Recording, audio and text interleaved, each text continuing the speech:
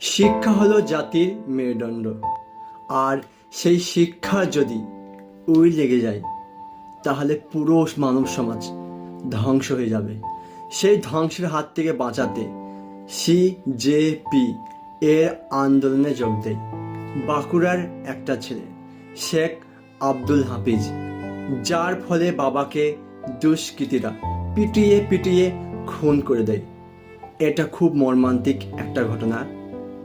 আজ আব্দুল হাফিজের একটা দাবি, শহীদ বাবার খুনিদের কঠোর থেকে কঠোরতম শাস্তি, আর বাবার নামে উন্নত মানের বিশ্বমানে একটা বাংলার মাঝে স্কুল প্রতিষ্ঠা করা।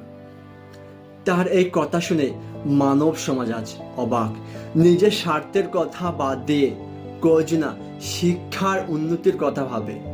আজকের দিনে দাঁড়িয়ে অন্যদের বিভিন্ন ক্ষতিপূরণ নিতে দেখা গিয়েছে টাকা ও চাকরির মাধ্যমে।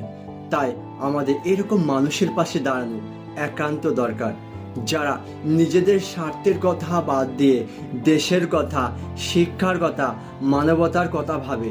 তাদের পাশে দাঁড়ানো আমাদের একান্ত দরকার। জয় হিন্দ, বন্দে মাতরম।